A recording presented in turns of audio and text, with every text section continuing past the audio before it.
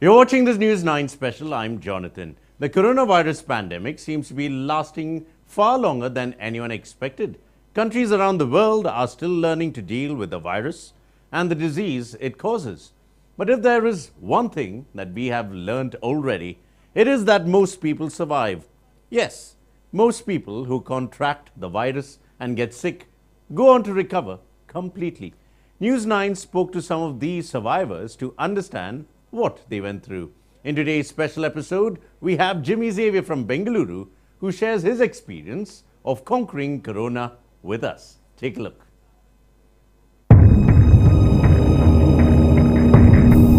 The COVID-19 pandemic has gripped every part of the world. Bengalurians who had been reading about the virus in the news reports and on TV could have never expected that their city would be under lockdown too. But that is the nature of this contagion. It has entered Bengaluru now and has infected people in hundreds. But there is a silver lining among the dark clouds. The silver lining is that most people who contract the virus go on to make a full recovery. Yes, this is the kind of hope and optimism humankind needs now. This is Jimmy Xavier, a Bangalore-based radio jockey and a comedian who had contracted the disease. But now, as you can see, he is fitter than ever, and he is here to share his experience with the millions of viewers of News 9. Severe were your symptoms. Now here's the thing, okay? My symptoms were very minimal. I had a fever. So the day after my mom tested positive, so the day after my mom went in for her test, I got a fever, and it was in the range of 99 to 100. There was some body ache, there was some cough. I took a paracetamol because the officials had told me to wait. They will tell me when to come in for testing. So for a few days, I think about 3 or 4 days, I was just treating myself with paracetamol at home. And then they took me in for testing. Those are my only symptoms actually. And the funny thing is that after I reached the hospital, my symptoms disappeared. There was some treatment, and I'll tell you about the treatment.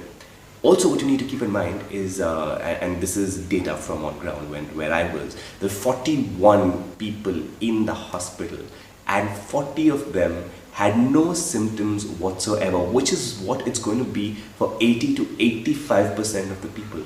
You will not have any symptoms, or you will have very light symptoms like a flu or a cough, and that's it. That's it. Only 3% become critical. My mother is one of that 3%. She's still in the ICU. She is recovering, and she's recovering very slowly, but only 3% of the people actually become critical. So don't panic. Very important. Don't panic. Jimmy himself had hosted many shows about COVID-19 before he tested positive. This had given him enough cushioning to understand that he was not going to be in any danger when he was tested positive. But the fact that the healthcare has been stretched out thin and that he had come in contact with his family was what was worrying. I wasn't scared at all because I knew I had a lot of information at hand. I had done my show on air, and therefore I had put health officials on air, I put experts on air. So I already knew this, that only that 80 to 85% of the people will only have very light flu-like symptoms. So I wasn't scared at all. However, when I learned that I was positive, I was like, oh God, no. Why? Because I had to go to the hospital and I was going to spend a minimum of 14 days over there. My wife and my daughter, because they were in touch with me now, even though they tested negative, had to go to another place, which is another hotel that the government had taken over, and they had to stay there for 14 days. So it became really inconvenient for everybody. I had to send my dog with a friend to a boarding, so he was there. So basically all of us, the entire family, were in different parts of the city, and it was inconvenient. And that was the thing that was like, so inconvenient. And this virus is that. It's not scary, but it is inconvenient. Most people who are tested positive do not have any major symptoms. In fact, they may not even know that they are asymptomatic carriers of the disease. There's no treatment for the virus, there is no vaccine, there is no cure. So they give you a combination of 3 medicines currently, and that's the protocol. The 3 medicines are, you have to take them, 2 of them you have to take twice a day and 1 once a day. And that's the only treatment actually. The rest is your body dealing with the virus, your immunity actually handling the virus. So you have to have a lot of good nutritious food, drink lots and lots of water because you get dehydrated very quickly because your body is fighting the virus, and you have to rest a lot. I was really ambitious when I left home. I said, okay, I'm going to do work and all. I took my tripod, I took my phone camera. I was like, I'm going to shoot videos, I'm going to put this up. But I realized that the moment I started doing extra work, I started feeling feverish and my body was getting tired. So then I said, oh, then it hit me.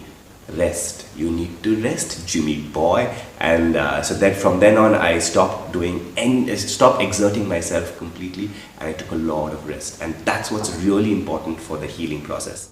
In the fight against COVID-19, it is the healthcare staff who are on the front lines. They are the ones ensuring that patients recover. Not only do they put their own lives at risk to save them, but they give patients hope that they will survive. Here is what Jimmy has to say about the healthcare workers in general. Victoria Hospital, and I have to say, my God, they were fantastic. The entire force. So not only the healthcare workers, but even the cleaning staff. I mean, imagine, right? The cleaning staff is coming to a ward full of COVID-19 patients. There, of course, they have personal protection equipment from head to toe. They're covered, but they were sweet. They said, we hope you get well soon and get back soon. We have prayers with you. The healthcare workers were so empathetic and so sweet. There were other people who had come in there with other diseases. They already had pre-existing illnesses. So they check on them and they'd ensure that they were fine through the entire process. So it's not like you've come here for COVID-19, you'll only take care of COVID-19. No, they ensured that every other illness was taken care of. And also, there were many people who came in there not knowing anything about the virus. Okay, so they came in there for 14 days with nothing, and then on the WhatsApp group there were so many messages so there was a WhatsApp group for all the patients. Many patients that came in there completely clueless. Fortunately, the BBMP told me that you have to pack a bag for 14 days, and I knew beforehand that I had to do that because I was going to be out of the house for 14 days. But so many people came in there completely clueless, and then the Victoria Hospital staff, there was this WhatsApp group with us and with all the patients and the core team. There were messages going on in the group asking for clothes, for lungis, for slippers, for coconut oil, toothbrush, toothpaste, shaving kit. And the staff were brilliant. The doctors delivered it to them every day. It was just fabulous. They treated us like family while we were there. Just big shout out to the entire team at Victoria Hospital for doing such a fabulous job. You may have read many reports suggesting COVID-19 is not dangerous, and people who have recovered are now convinced that this is true. I don't think it is dangerous. For 80 to 85% of the people, it is not going to be dangerous. Nothing will happen to you. You will go in there. Many people will be asymptomatic and you're called in for testing because you've probably been in contact with someone who had it, but that's it.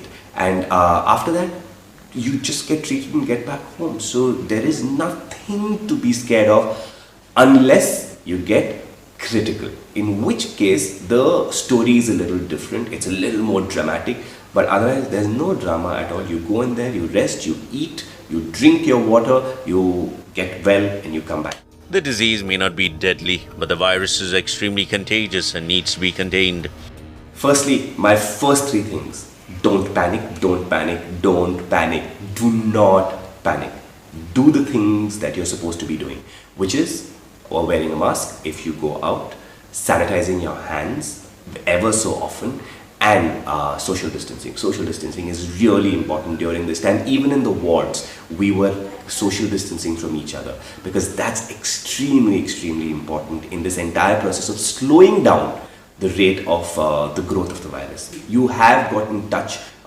If you have touched a common surface, then ensure that you sanitize your hands as quickly as possible. Be aware that you have touched a common surface and then sanitize your hands and only then touch your face. Also, at the first sign of a fever, do not run to the hospital to get tested. They will not test you unless your symptoms are that of COVID-19. If you just have a fever, just have a cough, they are not going to test you. Alright? The chances are that you'll go to the hospital, without a virus and you'll come back with the virus. So if you have a fever, if you feel like, okay, I might have and if you feel like, oh, I might have got the virus, I might be infected, the first step to do is to get in touch with your doctor.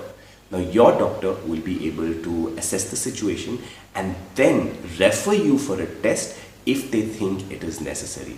That is really important. Do not run off to a testing center to get tested at the first sign of a fever. They will not test you over there. Extremely important that we all treat this situation that we have with love, with empathy and with care. Look out for one another, look out for each other, spread love, spread positivity.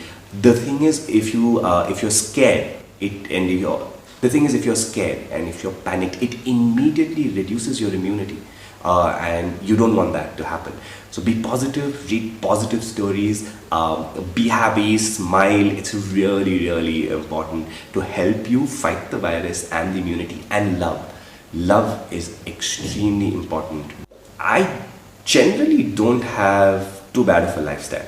Okay, I'm generally quite healthy. The food that I eat is quite healthy, and I do some sort of exercise. So I'm not going to reevaluate my lifestyle choices, I think, because I don't see the need to. I think I'm perfectly happy the way I am and the things that I am doing. So it's all peace.